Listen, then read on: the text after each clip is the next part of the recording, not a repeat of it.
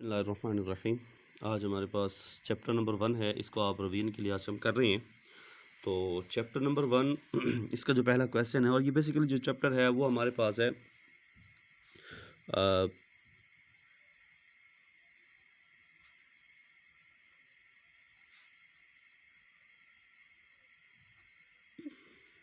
Quadratic equation, जिसे हम कहते हैं दो दर्जी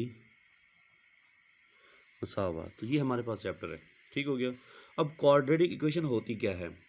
क्वाड्रेटिक इक्वेशन जो होती है ना,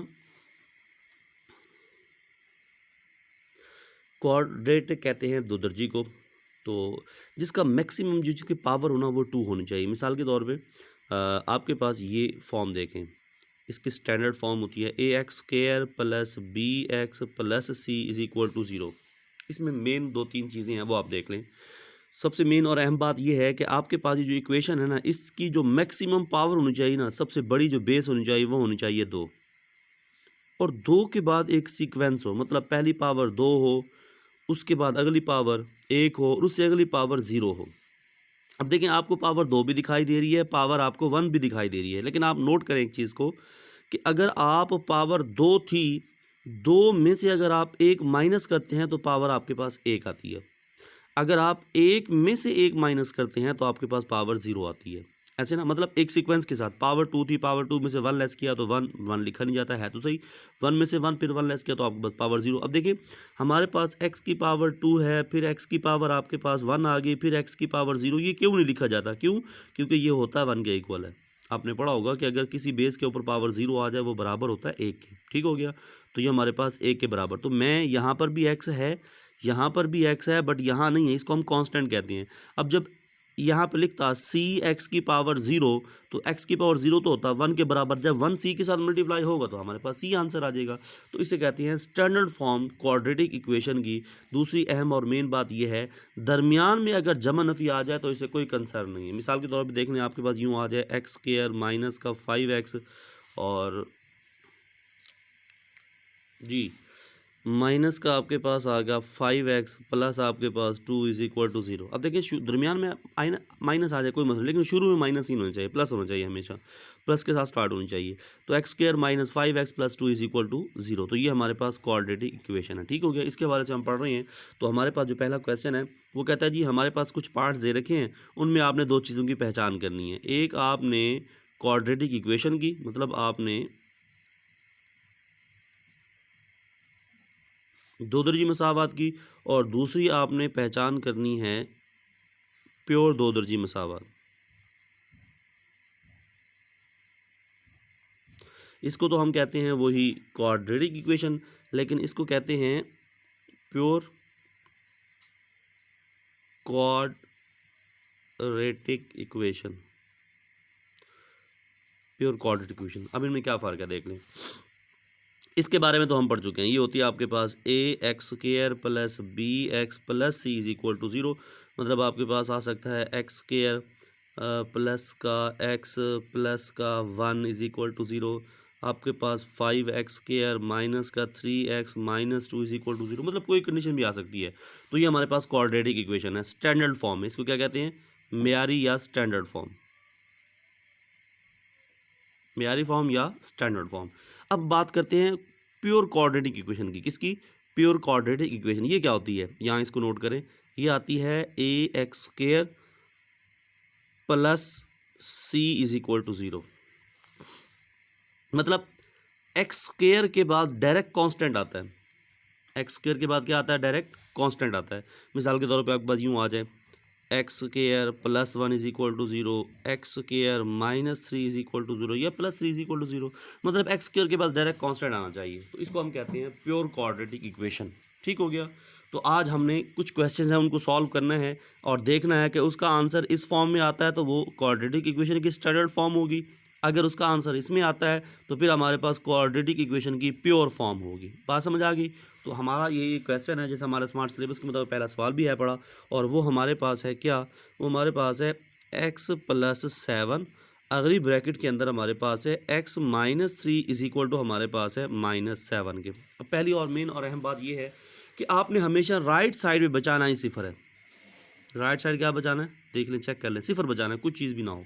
तो सारा कुछ हम लेफ्ट साइड पे ले आएंगे। पहले हम इन दो को मल्टीप्लाई करते हैं। प्रोडक्ट आपको आता होगा, आप एक्स को एक्स के साथ ज़रब करें, एक्स का स्क्वायर, एक्स को आप -3 के साथ ज़रब करें, माइनस का 3x, फिर 7 की बारी है, 7 को मल्टीप्लाई करें एक्स के साथ, प्लस का 7x, प्लस माइनस माइनस, और आप 7 को 3 के साथ मल्टीप्लाई करें 21, माइनस का 7 आ जाएगा, प्लस का 7 इज इक्वल टू आपके पास 0 के। क्लियर हो गया। अब आप ऐसा करें कि हमारे पास यहाँ पर एक्स स्क्वायर वाली सिंगल टर्म है, उसको लिख देते हैं, लेकिन एक्स वाली दो टर्में हैं, उनको आपस में कैलकुलेट करते हैं। ये माइनस का 3 है, ये प्लस का 7x है। 7x में से -3 जो है वो कट कर लें तो आपके पास प्लस का आ जाएगा 4x, 21 और प्लस ये भी दो टर्में हैं, तो 21 में से अगर 7 निकाल लें तो माइनस का 14 आ जाएगा, ये 0 के। तो हमारे पास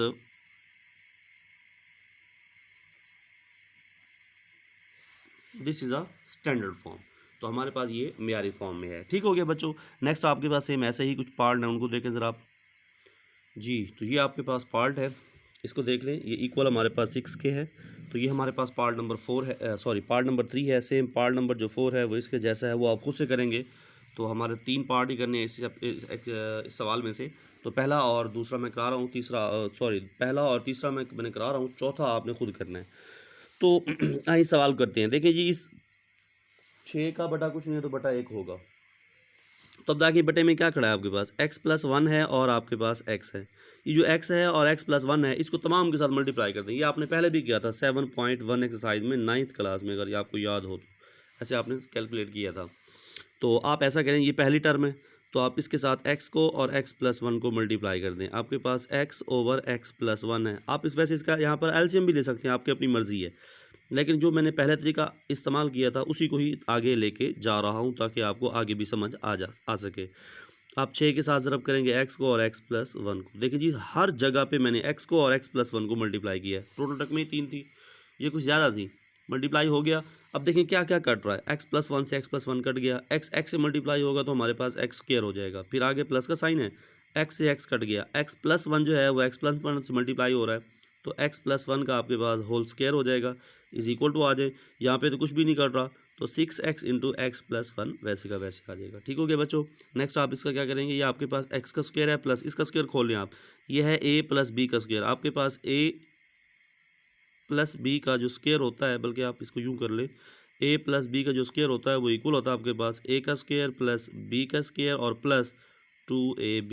ये नहीं है, तो ये है a और ये आपके पास है b, मतलब a हो गया आपके पास x और b आपके पास हो गया 1। तो हमारे पास आ जाएगा x का स्क्वायर प्लस 1 का स्क्वायर 1, फिर प्लस 2x हो जाएगा, और 6 को मल्टीप्लाई करें, 6x का स्क्वायर माइनस का 6x। देखें जी, जो आपस में एक जैसे हैं, जैसे एक्स स्क्वायर है, एक्स है और कांस्टेंट है, इनको आप इकट्ठा कर, ये एक्स स्क्वायर है, ये भी आपके पास एक्स स्क्वायर है, तो आपके पास डबल एक्स स्क्वायर हो जाएगा, उसको उधर लेके आएंगे, -6x स्क्वायर हो जाएगा, फिर आपके पास प्लस का 2x है, प्लस का 6x हो जाएगा और प्लस का 1 खड़ा है। नहीं बात समझ आई। देखो ये एक्स वाली दो टर्म में थी, मैंने कोई इकट्ठा कर लिया, अरेंज कर दिया। अब 6 में से 2 निकालने तो -4x स्क्वायर रह जाएगा, और ये टोटल हो जाएगा जमा का 8x जमा का 1 और बराबर 0 के।